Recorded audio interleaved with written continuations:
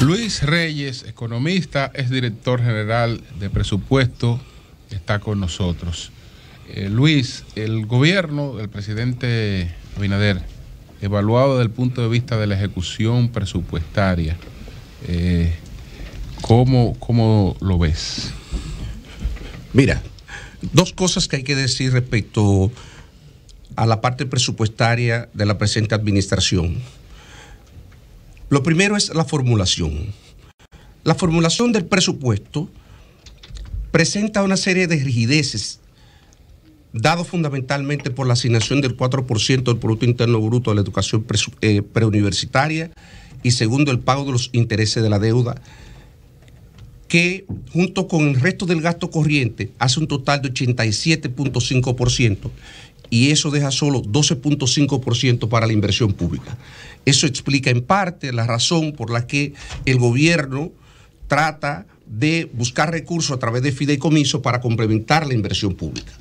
Ahí hay un problema muy serio que tiene mucho que ver con los niveles de presión tributaria y tiene mucho que ver con también la ineficacia que el gobierno ha venido mostrando a lo largo de los últimos 2 años en la ejecución presupuestaria, particularmente en el rubro de gasto de capital, de inversión.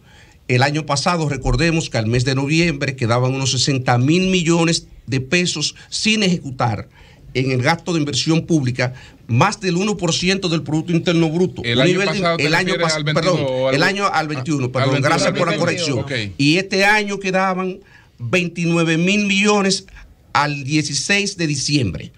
El año pasado. En el 22. En el 22. Estamos hablando de un 1% en el año 2021 y 0.5% del Producto Interno Bruto en el año 2022. Y estos montos son montos muy, muy elevados, sobre todo si consideramos que el año pasado solamente teníamos 2.3% del Producto Interno Bruto contemplado para fines de inversión. Una economía que requiere aproximadamente 5% mínimo de inversión para financiar el desarrollo y mantener, digamos, los niveles de competitividad y las mejoras en productividad que hay que introducir a la economía. Entonces, eso en parte, repito, explica las razones por las cuales el gobierno se ve presionado a buscar fuentes alternas para poder complementar la inversión pública. ¿Y qué pasa con eso? Poniéndole nombre y apellido, ese dinero no ejecutado. Nos vamos al Ministerio de Medio Ambiente. Quise confirmar este dato antes de la pregunta y sí, 200 millones de pesos sin utilizar, no ejecutados en el Ministerio de Medio Ambiente. ¿Por qué ocurre eso? Porque por lo que dijo usted, o sea, ha sido un común denominador en muchas instituciones. ¿Por qué no ejecutan cuando la queja siempre ha sido que le falta dinero? ¿Y qué ocurre con eso? O sea, transcurrido el año, ¿qué pasa? Bueno, lo primero, transcurrido el año, comienzo por la última parte. Lo que dice la ley de presupuesto es que las apropiaciones presupuestarias, una vez cerrado el año fiscal, o sea, el 31 de diciembre, se pierden. Y se pierden por una razón sencilla, porque la ley de presupuesto tiene un alcance de solo 1 año. Usted no puede ejecutar el próximo año lo que correspondía al año anterior, porque ya el director de presupuesto, la dirección de presupuesto no tiene mandato para la ejecución de ese gasto. O sea, el mandato para la ejecución del gasto cesa el 31 de diciembre. Entonces, respecto a lo otro, de por qué ocurre eso, eso tiene una explicación un poco más compleja, que tiene que ver incluso comienza con el tema de las debilidades de planificación que tradicionalmente han caracterizado el Estado dominicano.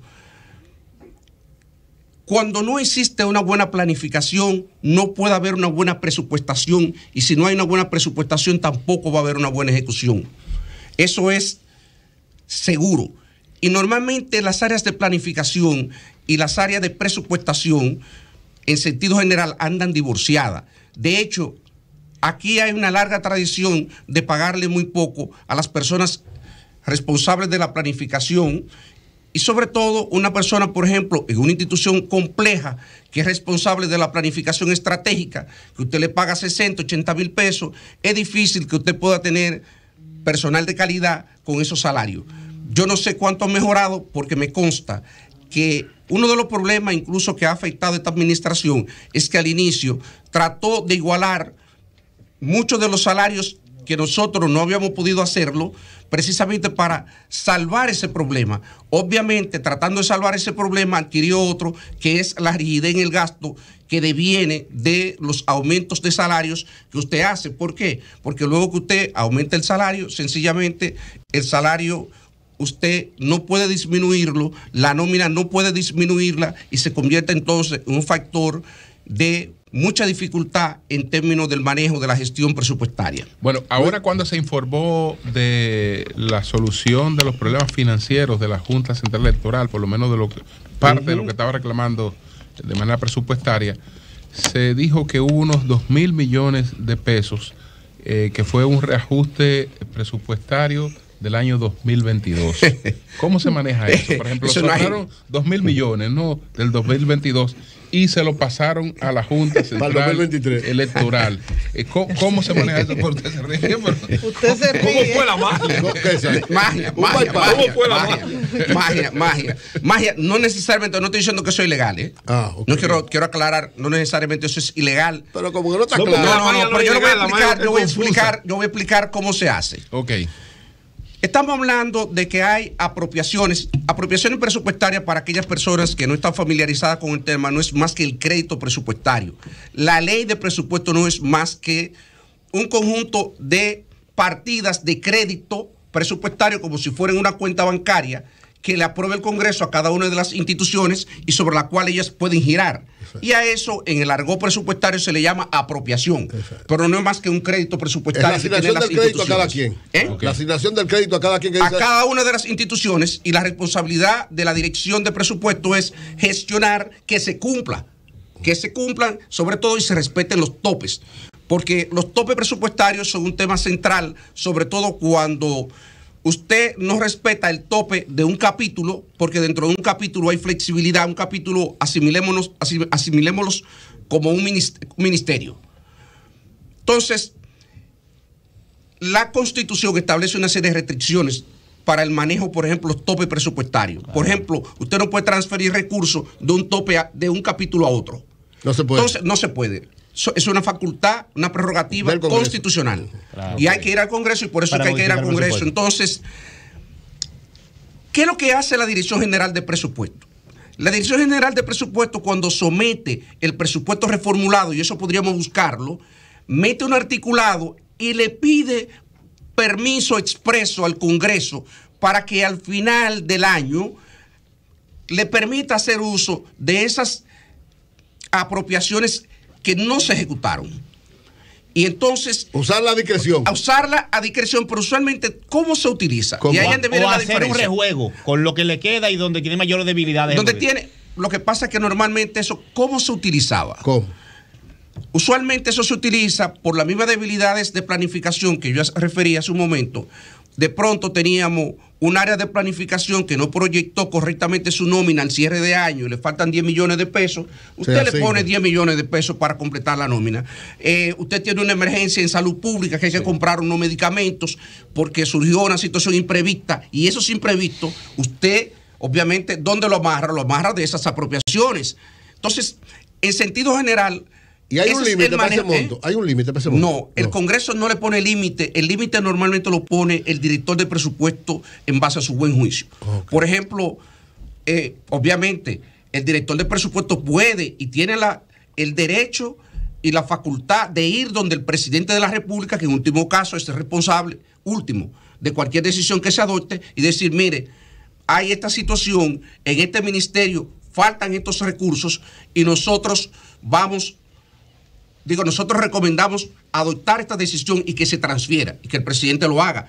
El director de presupuesto no es verdad que va a coger y va a transferir 1.000 millones de pesos de una institución a otra sin conocimiento de la autoridad. Vamos a estar claros. Eso no es verdad. Eso, por ejemplo, lo mismo pasó ahora mismo, lo que acabamos de ver con los 2.000 millones de la Junta Central Electoral. Eso fue una decisión política del presidente de la República. Eso no tiene nada de mal porque él es quien tiene facultad. Esa decisión solo el director del presupuesto no es verdad que lo iba a adoptar. Como tampoco iba a adoptar ninguna decisión que implique montos elevados, porque hay una resolución que regula, la gente no sabe, que las transferencias presupuestarias de una entidad a otra, eso está regulado por una resolución interna del Ministerio de Hacienda, en la cual el director del presupuesto tiene topes y el ministro de Hacienda tiene un tope. Y a partir de ahí, entonces, eso puede seguir escalando y se pueden hacer las consultas correspondientes. Luis, hay una situación esta de los fideicomisos y la incapacidad del gobierno de poder hacer toda la inversión, como un 12% ni siquiera esa ha podido ejecutarla. Perdón, escúchame. Entonces, ¿podría verse esta situación de tanta fuerza por los fideicomisos como una forma de guardar recursos o transferir recursos para ser implementados por esa vía?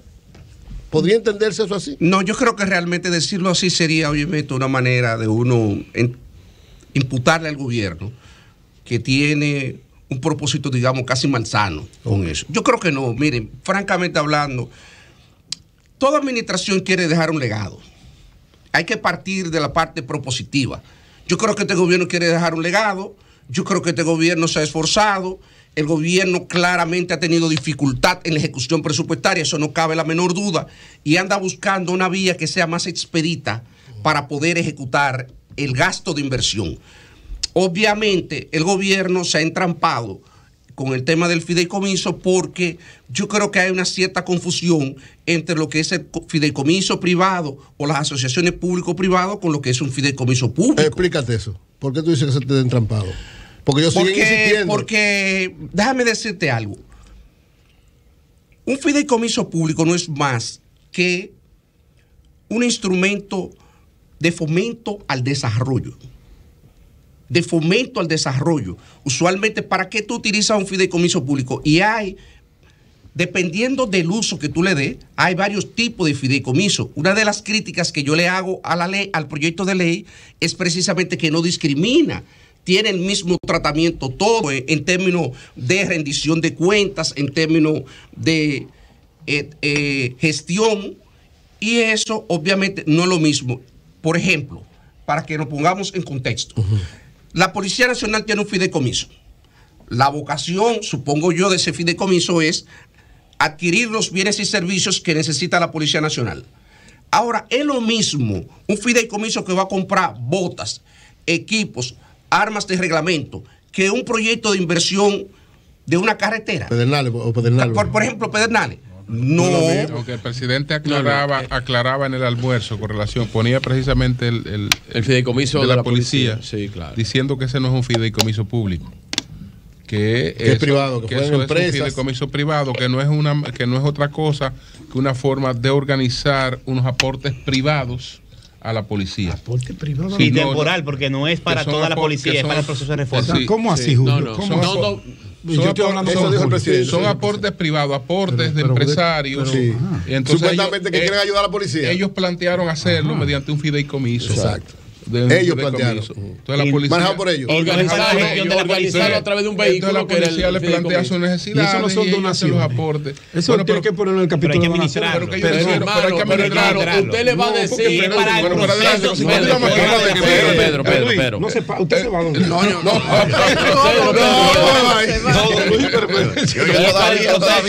Pedro, pero tú no le puedes decir al sector privado. Pedro, nada. Pero tú no puedes decir al sector privado. Una pregunta al maestro. Que parece que no puede decir al sector privado. Ustedes me le echaron algo a la comida del maestro. Porque veo al maestro, no sé. Maestro, escúcheme, don Luis.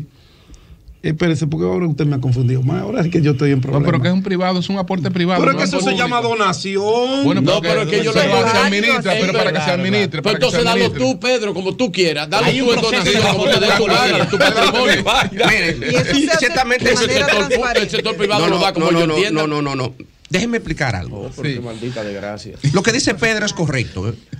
Correcto. Aunque sea un aporte privado, sí, una vez ya eso se supone que va a financiar alguna necesidad pública, sí, eso se convierte en una donación. Claro. No es un fideicomiso. La gestión se puede hacer a través del fideicomiso. Y uno de los problemas que uno le critica al proyecto de ley es que hay un montón de cosas sueltas con diferentes instituciones del Estado. Por ejemplo, hay una dirección general de alianza público-privada. No, de alianza público-privada, o en este caso, por ejemplo, de donaciones de cooperación, la Dirección de Cooperación Internacional y de Cooperación en sentido general.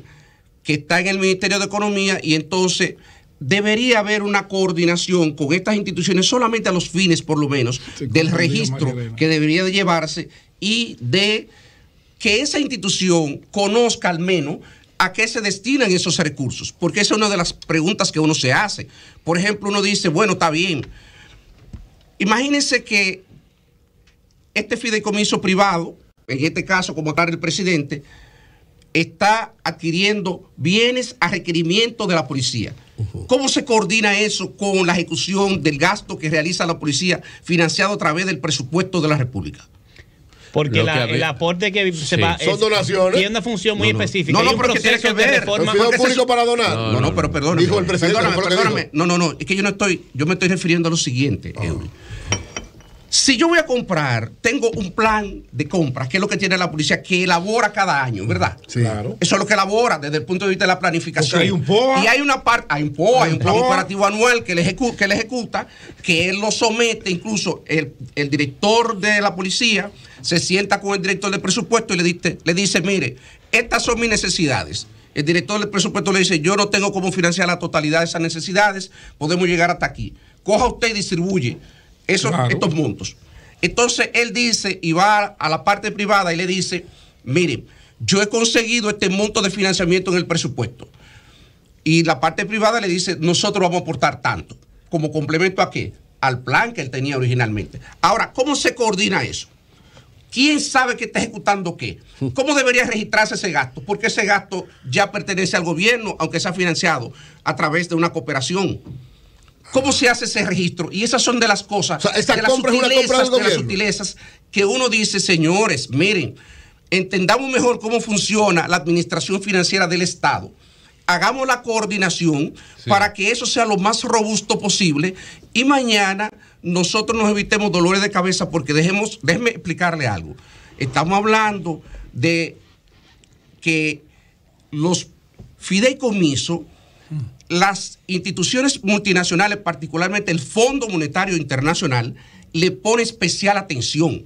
Y le pone especial atención desde la experiencia de Argentina. Argentina fue un verdadero desastre con el tema de la gestión de los fideicomisos. Y por ahí se generó mucha deuda administrativa. No es deuda, que es otra cosa que quiero aclarar, porque he visto varios funcionarios que se han referido al tema y dicen, no es deuda soberana. Nadie ha dicho que es deuda soberana. Claro que no va a ser deuda soberana porque no es aprobada por el Congreso. Pero eso no quiere decir que no se generen deuda. O sea, es deuda pública. Es deuda pública. Es deuda del gobierno. Deuda de gobierno, es deuda administrativa. ¿Cómo se recoge eso? Señores, no nos estamos inventando nada nuevo. Léanse los manuales de finanzas públicas del Fondo Monetario Internacional que dice el tratamiento que eso debe de recibir. Y ahí dice que los faltantes en los fideicomisos públicos y fideicomiso público, cualquier fideicomiso donde el gobierno tenga más del 50%, entonces ese faltante debe de ser presupuestado. Y a eso que nosotros estamos diciendo, tomen eso en consideración, porque como quiera, al final de año hay que hacer el consolidado del sector público. Sí. Y en este caso, cuando se haga el consolidado del sector público, hay que sumar las cuentas del gobierno central, las cuentas de las instituciones autónomas, las cuentas autónomas y descentralizadas, las cuentas de las empresas públicas y las cuentas de los fideicomisos. Y el consolidado de todo eso será el resultado del sector público no financiero. Luis, sobre el manejo de la deuda. Perfecto. Sobre el manejo de la deuda, viste la información de que la deuda dominicana ha bajado en relación con el Producto Interno Bruto, en términos proporcionales, no en el monto, digamos, de la deuda, pero sí en su relación con el PIB. Mire, vi la declaración y la verdad fue que me sorprendió la declaración sobre este tema, porque sobre todo, uno no se imputa como un logro de política económica aquellos hechos que son resultado un tanto del azar o que son aspectos exógenos que usted no controla. Puede ser que eso le favorezca, pero usted no lo reivindica como un logro suyo.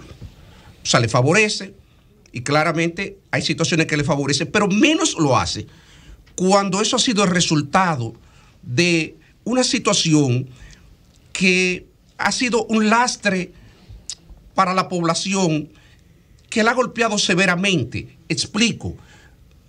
Todo el tema de lo que ha sufrido la población con una inflación que en los últimos 3 años ha sido superior al 20%, ha beneficiado el crecimiento del Producto Interno Bruto nominal. Entonces, cuando usted calcula el coeficiente de deuda no es más que el total de deuda del sector público dividido entre el Producto Interno Bruto nominal. Si el Producto Interno Bruto nominal ha crecido como resultado de la inflación, porque el Producto Interno Bruto nominal no es más que el total de los bienes producidos, la cantidad 1 por 1, multiplicado por su precio, menos los insumos utilizados en el proceso productivo. Si aumenta el precio de uno o más de los bienes que se consideran en el cálculo del Producto Interno Bruto, entonces el Producto Interno Bruto va a inflarse, va a incrementarse. Y como es el cociente de que usted está calculando del total de deuda sobre el Producto Interno Bruto y el PIB se ha inflado como resultado de la inflación, entonces, por Dios, es claro que usted se va a beneficiar de ello y va a caer entonces el coeficiente de deuda. Pero usted no puede alegar eso cuando en realidad eso lo que ha hecho es golpear a la población de una manera salvaje.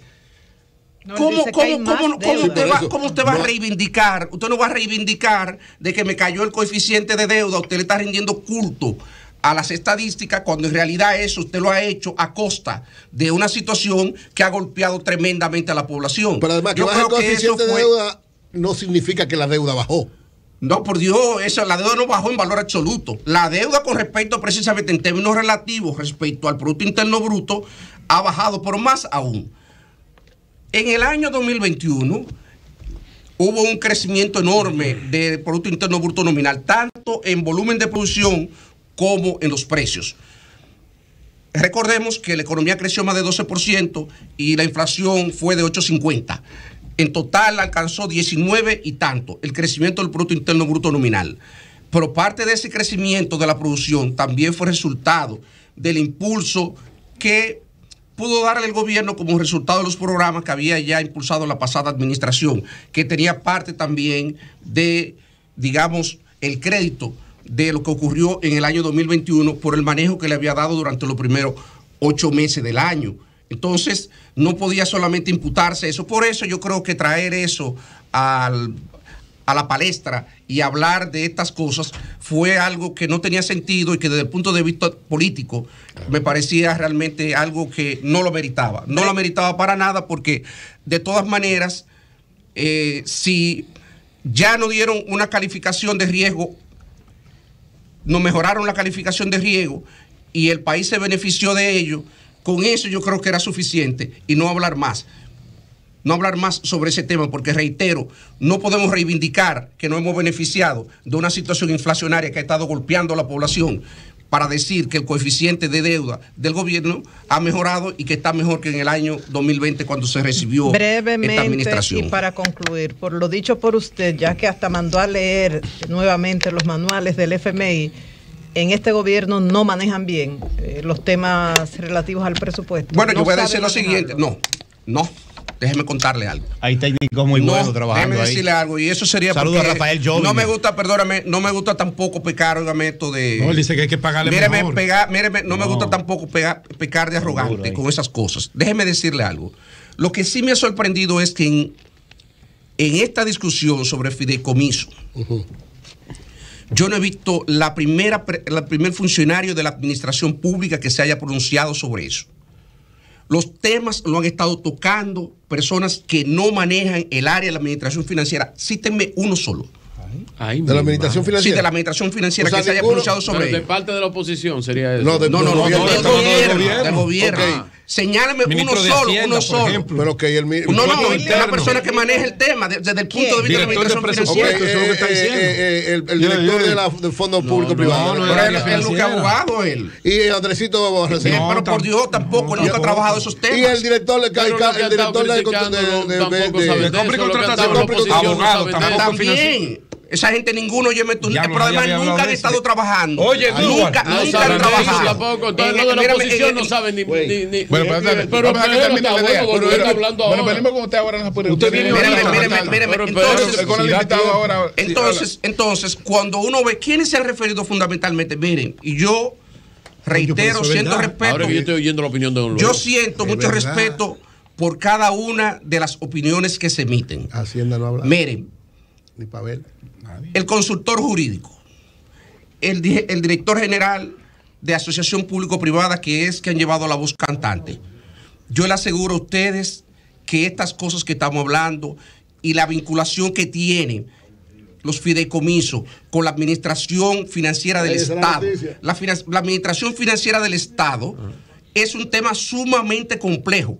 Yo me imagino que aquellas personas que contribuyeron en los últimos 15 años, los consultores argentinos, que ayudaron al desarrollo de la administración financiera del Estado, que ya habíamos discutido estos temas, porque el tema de fideicomiso no es un tema nuevo para nosotros.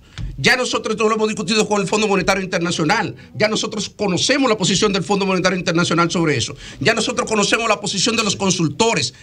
De hecho, la persona que en un momento más se suponía que más sabía de presupuesto público en América Latina era un funcionario argentino que ya falleció, y él vino como consultor en el año 2013 y ya teníamos estos problemas, y entonces yo aproveché para hacerle un par de consultas, y yo recuerdo algunas de las recomendaciones que él hacía en ese entonces. Asegurarnos qué cosa: competencia, transparencia y rendición de cuentas en cualquier cosa que se vaya a hacer. Competencia, transparencia, rendición de cuentas, y que los mandatos estén claros de quién es responsable de qué. ¿Por qué? Cuando habla de competencia, igualdad en las reglas. En el tratamiento, en las reglas, yo meto de eso. No discriminación, no discriminación. Y hay un tema, por ejemplo, que con esto concluyo sobre el tema de los fideicomisos es, señores, la posibilidad de fideicomiso público-privado, y me preocupa porque veo al señor director de la dirección de de Alianza Público-Privada, referir una y otra vez el tema, y uno dice, pero es que en la ley de fideicomiso, si hay un fideicomiso mixto, una alianza público-privada, no está claro cómo se van a distribuir los riesgos, y eso es uno de los temas centrales, amén de que tampoco se tome en consideración el punto de partida, la viabilidad financiera, que es el punto de entrada. Debería hacerse una evaluación de la viabilidad financiera de ese fideicomiso, y a partir de ahí entonces evaluarse los riesgos y hacer la distribución precisa de riesgo ex ante, para después no tener esos problemas de quién es responsable de qué. Entonces, esas son de las precisiones que uno le hace, y que uno dice, si estas cosas las hacemos, ganamos todos. Gana el gobierno, y a futuro gana el país en términos de institucionalidad. Muy bien. Bueno, pues muchas gracias a Luis Reyes. Muchas gracias a Luis Reyes. Muy bien. Gracias a ustedes por